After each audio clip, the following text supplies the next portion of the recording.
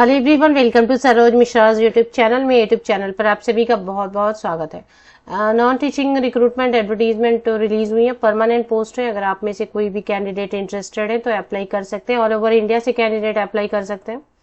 Graduate होना होगा, इसके लिए मिनिमम जो क्वालिफिकेशन है वो ग्रेजुएशन है, या फिर अगर पोस्ट ग्रेजुएट है किसी भी सब्जेक्ट से अप्लाई कर सकते हैं। कुछ कैंडिडेट्स के लिए तो बिल्कुल फ्री है application. All female candidate, all SC ST candidate and PWD candidates के लिए फ्री एप्लीकेशन है। तो एटलीस्ट जिनके लिए फ्री है वो तो बिल्कुल एप्लीकेशन जरूर कर दें, क्योंकि परमानेंट वैकेंसीज जल्दी आती नहीं है कहीं भी। तो IIT से है, मीन्स भारतीय प्रौद्योगिकी संस्थान, IIT Indian institute of technology. किसी भी तरीके की इंट्रोडक्शन की जरूरत नहीं है। तो ये नेशनल इंपॉर्टेंस की इंस्टीट्यूट है। अगर इसमें परमानेंट रिक्रूटमेंट होती है तो गवर्नमेंट जॉब की तरह होगी। गवर्नमेंट एजेंसी ये नहीं है, सरकारी एजेंसी नहीं है, लेकिन ये नेशनल इंपॉर्टेंस की इंस्टीट्यूट है। और अगर परमानेंट रिक्रूटमेंट होती है तो गवर्नमेंट पे स्केल ही ये ऑफर करते हैं, और बाकी सारी सुविधा भी इनकी गवर्नमेंट जैसी ही होती है। तो बाकी डिटेल आगे वीडियो में चेक कर लेते हैं। लास्ट डेट इनकी 21 अक्टूबर है। ये ऑनलाइन एप्लीकेशन है, 21 अक्टूबर तक आप अप्लाई कर सकते हैं। इसमें जो प्रोसेस रहेगा, न्यू रजिस्ट्रेशन करना है, फिर लॉगिन करना है, पर्सनल इन्फॉर्मेशन और ये सारे डॉक्यूमेंट अपलोड, प्रीव्यू एप्लीकेशन, ये सारे स्टेजेस कंप्लीट करके आप ऑनलाइन एप्लीकेशन कंप्लीट कर सकते हैं 21 अक्टूबर 21 अक्टूबर के पहले।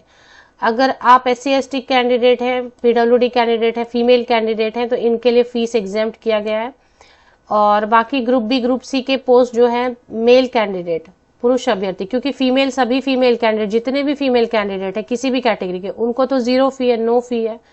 तो रह गए मेल कैंडिडेट। तो ग्रुप B और ग्रुप C के लिए male candidate general, OBC, EWS category के पुरुष अभ्यर्थियों के लिए 500 रुपया रहेगा, और बाकी ग्रुप A जो है उसके लिए 1000 रुपीज। बेसिकली हम लोग ग्रुप B ग्रुप C की पोस्ट ही देखेंगे। और जॉब लोकेशन है IIT भिलाई में। तो भिलाई है, क्योंकि IIT तो कुछ ही है ना, बहुत सारे तो नहीं है, तो IIT भिलाई से वैकेंसीज आई हुई हैं। अब देख लेते हैं नोटिफिकेशन। इसमें जो है जूनियर असिस्टेंट की पोस्ट है। ये वाली जो पोस्ट है ना, बेसिकली इसके लिए मैंने वीडियो बनाई।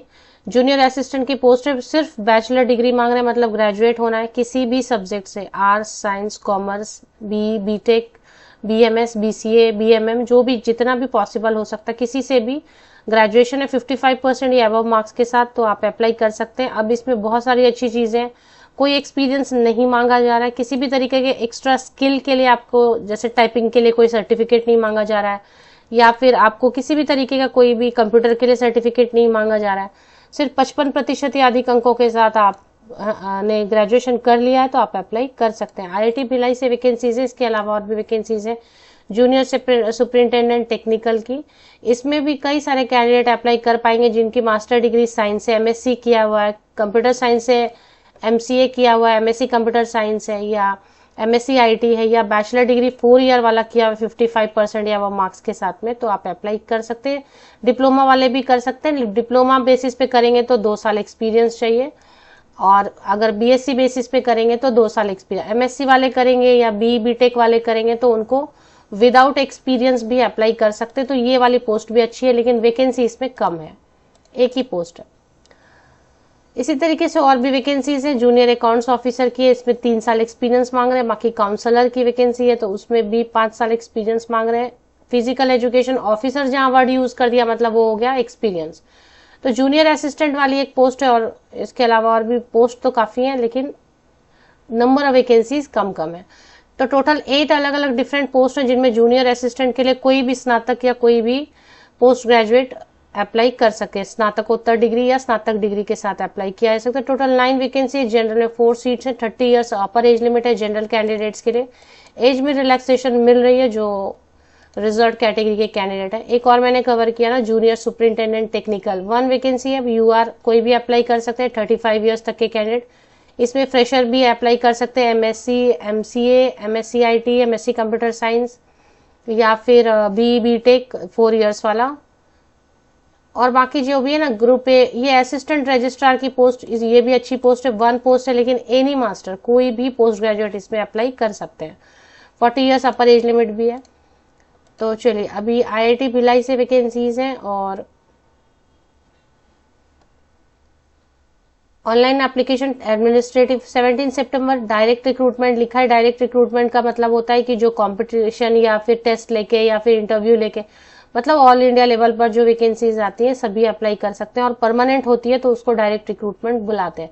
7 CPC के हिसाब से सारी पे स्केल लिखी हुई है यहाँ पे। जूनियर असिस्टेंट के लिए अगर सिर्फ बेसिकली बात करें 21,700 की बेसिक पे पे सब अलावेंसेज वगैरह ऐड करेंगे तो 45,000 45,000 तक सैलरी बनने वाली है। बाद में 1-2 साल बाद सैलरी 50,000 भी हो जाएगी। तो अब भी एक मैंने पोस्ट आपको बताया ना असिस्टेंट रजिस्ट्रार, इसमें देखिए मास्टर डिग्री किसी भी सब्जेक्ट से। अच्छा इसमें 8 ईयर एक्सपीरियंस मांग रहे हैं, सॉरी असिस्टेंट रजिस्ट्रार वाली पोस्ट यूज की नहीं है, इसमें 8 ईयर एक्सपीरियंस मांग रहे हैं। तो ये पोस्ट जो है ना, तो जूनियर असिस्टेंट वाली पोस्ट सही है।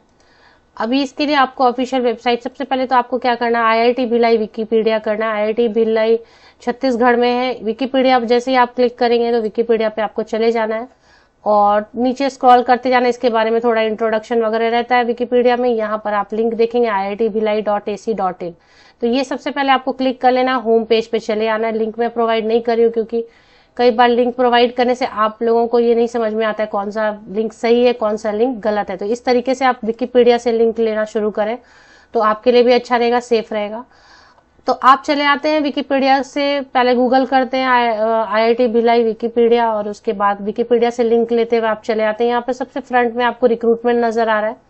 रिक्रूटमेंट में ऑफकोर्स फैकल्टी की पोस्ट नहीं है, स्टाफ की पोस्ट है। एक बार स्टाफ पे आप क्लिक कर देते हैं तो स्टाफ रिक्रूटमेंट में सबसे पहले जो है ना आ जाता है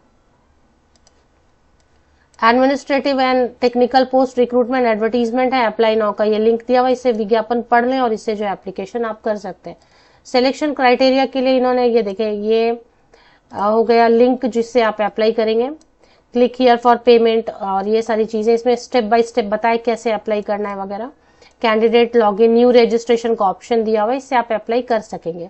अब इसमें कुछ और इन्फॉर्मेशन 10 पेजेस की है, तो क्या है, रिटन एग्जाम होगा या फिर डेमो होगा, सॉरी स्किल टेस्ट होगा, इंटरव्यू होगा, ये क्लियर नहीं है। डिपेंड करता है कितने एप्लीकेशन आ जाते हैं। अभी 9 ही पोस्ट है, एप्लीकेशन 100-150 आएंगे तो वो एक इंटरव्यू लेंगे, एक स्किल टेस्ट करवाएंगे।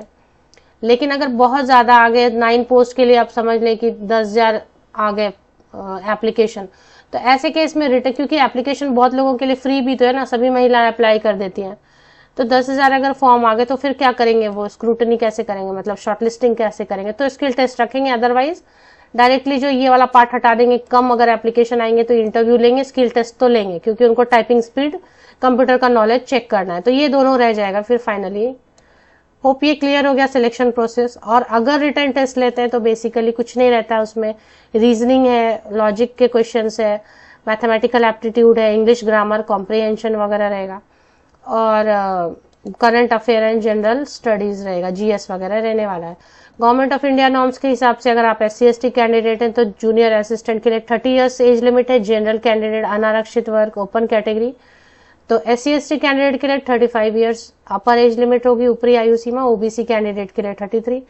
एज कैसे कैलकुलेट करना ये देख लेना। अब इन्होंने लिखा हुआ है कि कौन से डेट पर आपका सर्टिफिकेट इशू हुआ होना चाहिए। जिनको रिजर्व कैटेगरी में अप्लाई करना है उनको थोड़ा अच्छे से पढ़ना चाहिए एडवर्टीजमेंट, क्योंकि वो बताते हैं कि कौन सा सर्टिफिकेट चलेगा कौन सा नहीं चलेगा।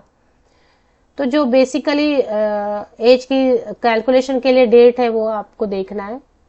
1 अक्टूबर से लेके 21 अक्टूबर तक आप करेंगे अप्लाई, 23 अक्टूबर तक। अब इसमें लिखा होना चाहिए कि कौन से डेट को लेके कट ऑफ लेके एज कैलकुलेशन करनी है, कहीं ना कहीं तो लिखा होगा इन्होंने। तो लिख के तो नहीं दिया है, तो एक बार एडवर्टीजमेंट पढ़ लें कौन सी डेट कट ऑफ डेट है एज कैलकुलेशन के लिए। IIT Bhilai encourages more women candidates to apply for set posts. तो जितने भी पोस्ट है सभी पोस्ट के लिए महिलाओं को भी वो एनकरेज कर रहे हैं अप्लाई करने के लिए, और इसलिए उन्होंने फीस जो है ना फ्री कर दिया है। तो मतलब कहने का मतलब सभी अप्लाई करें। अभी इसमें क्या कट ऑफ डेट में ढूंढ रही हूँ, कौन से डेट को लेके एज कैलकुलेशन करनी है, कहीं पे मेंशन किया है, दिखाई दे नहीं रहा।